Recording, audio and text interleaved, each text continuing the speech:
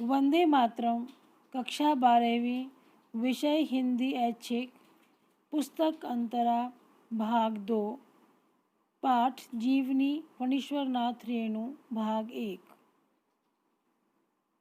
प्रिय विद्यार्थियों, आज की कक्षा में हम श्री फणीश्वरनाथ रेणु जी के जीवन एवं साहित्यिक परिचय पर प्रकाश डालने का प्रयास करेंगे। फणीश्वरनाथ रेणु जी का जन्म 4 मार्च 1921 को बिहार के अररिया जिले में फारबिसगंज के पास औराही हिंगना नामक गांव में हुआ था। उस समय यह पूर्णिया जिले में आता था। आप चित्र देख रहे हैं। प्रारंभिक शिक्षा इनकी फारबिसगंज और अररिया में ही हुई थी। उनकी शिक्षा भारत के साथ साथ नेपाल में भी हुई। प्रारंभिक शिक्षा फारबिसगंज और अररिया में पूरी करने के बाद रेणु ने मैट्रिक नेपाल के विराटनगर आदर्श विद्यालय से कोइराला परिवार में रहकर की थी। विद्यालयी दिनों में इन्होंने आंदोलन में हिस्सा लिया और वानर सेना का निर्माण किया। नमक आंदोलन के दौरान स्कूल में हड़ताल की और स्कूली जीवन में पहली बार जेल गए। इससे ये सिद्ध होता है कि स्कूली दिनों में ही इन्होंने राजनीति में पदार्पण कर दिया था। जब ये जेल से लौटे तो इन्हें स्कूल से निष्कासित कर दिया गया।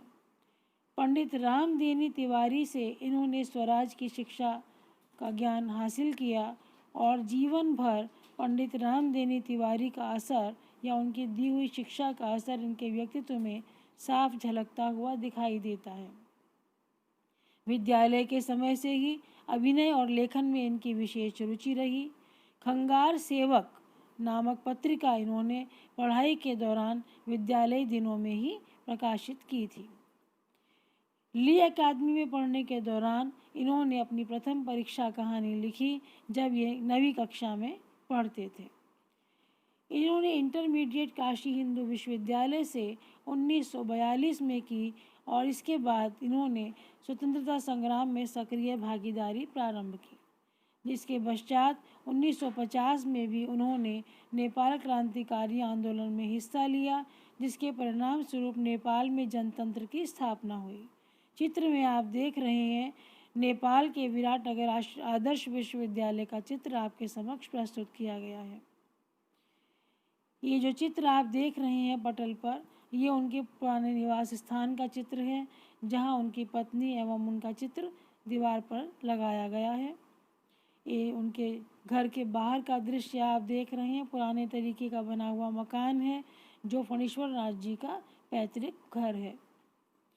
घर के अंदर दीवारों पर उनके जीवन से संबंधित और परिवार के सदस्यों के चित्र सुसज्जित हैं। काशी हिंदू विश्वविद्यालय का चित्र आप देख रहे हैं, जहां से 1942 में उन्होंने इंटरमीडिएट की परीक्षा पास की। काशी हिंदू विश्वविद्यालय भारत का जाना माना प्रतिष्ठित विश्वविद्यालय है। बनारस हिंदू विश्वविद्यालय में इन्होंने स्टूडेंट फेडरेशन के सचिव पद की जिम्मेदारी को निभाया। पटना विश्वविद्यालय के विद्यार्थियों के साथ छात्र संघर्ष समिति में सक्रिय रूप से भाग लिया और जयप्रकाश नारायण की संपूर्ण क्रांति में अहम भूमिका भी निभाई।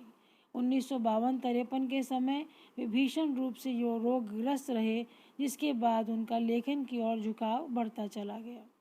उनके इस काल की झलक उनकी कहानी तबे एकला चलो रे में मिलती है। उन्होंने हिंदी में आंचलिक कथा की नींव रखी और इसी कारण ये एक आंचलिक साहित्यकार के रूप में भी जाने जाते हैं। सच्चिदानंद हीरानंद वात्स्यायन उनके एक समकालीन कवि और उनके परम मित्र की कोटि में आते हैं। उनकी रचनाओं में कटिहार के रेलवे स्टेशन का उल्लेख मिलता है, जो आपकी पुस्तक में संकलित पाठ समधिया में भी इसका उल्लेख हुआ है। बिहार सोशलिस्ट पार्टी और समाजवाद पार्टी से भी ये जुड़े रहे। सोशलिस्ट पार्टी और फॉरवर्ड ब्लॉक के सदस्य रहे। इसके पश्चात राजनीति से ऊबकर उन्होंने लेखन की ओर अपना रुख किया। उन्होंने कहानी लिखी पार्टी का भूत। भारत छोड़ो आंदोलन में भी इन्होंने सक्रिय भूमिका का निर्वाह किया। आज़ाद दस्ता के नाम से इन्होंने एक क्रांतिकारी जत्था बनाया और उसके माध्यम से अपनी गतिविधियों को पूरा किया। पूर्णिया, हजारीबाग, भागलपुर की जेलों में ये कैद रहे। पुलिस ने घोड़े के पीछे बांध करके भी इन्हें घसीटा। इन यातनाओं के चित्र आप देख रहे हैं।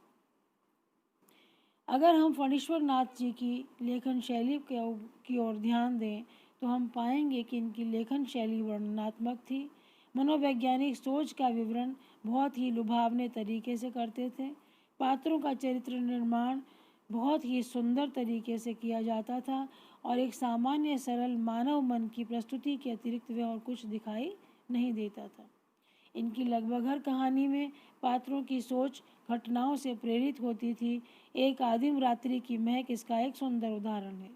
रेणु की कहानी और उपन्यासों में उन्होंने आंचलिक जीवन के हर धुन, हर गंध, हर लय, हर ताल, हर सुर, हर सुंदरता और हर कुरूपता को अपने शब्दों में बांधने की सफल कोशिश की है।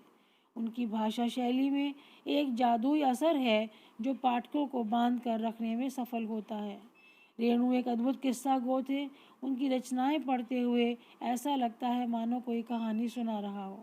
ग्रामीण जीवन के लोकगीतों का उन्होंने अपनी कथा साहित्य में अत्यंत ही सृजनात्मक प्रयोग किया है।